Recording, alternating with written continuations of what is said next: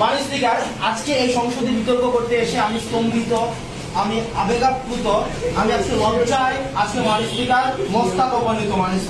মাননীয় স্পিকার, সরকারি দলের ভালোবাসা বিষয়ক মন্ত্রণালয়ের যিনি মন্ত্রী, তার উচিত ছিল রিভিউজ বিষয়ক মন্ত্রী হওয়ার। মাননীয় স্পিকার, কারণ তিনি বলেছেন একটা চুইংগাম আমি চিবিয়ে ফালাবো, আবার ওই চুইংগামটা কোনো সমস্যা নেই আরেকজন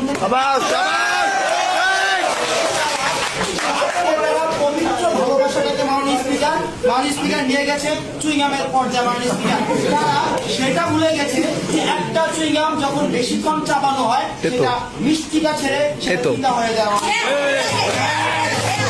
আমি পরিচয়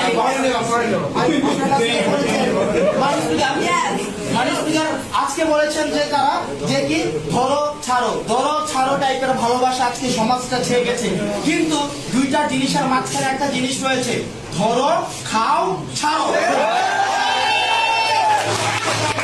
ধরো খাও ছাড়ো টাইপের ভালোবাসা বুঝাবো না মাননীয় স্পিকার।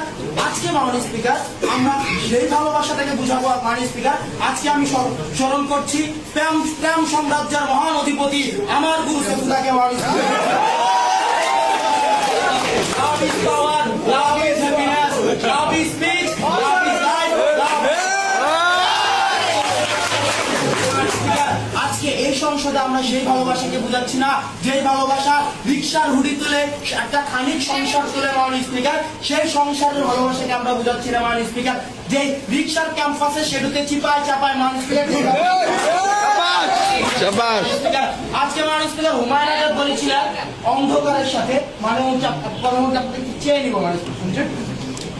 হুমায়ুন আজাদ বলেছিলেন মাননীয় স্পিকার লক্ষ্য করুন যে অন্ধকারের সাথে ক্যাম্পাসের ভালোবাসার একটা বিপরীতাত্মক সম্পর্ক। মাননীয় স্পিকার, যত বেশি অন্ধকার হবে ক্যাম্পাসের মধ্যে হ্যান্ড ওয়ার্কিং এর তত ক্ষমতা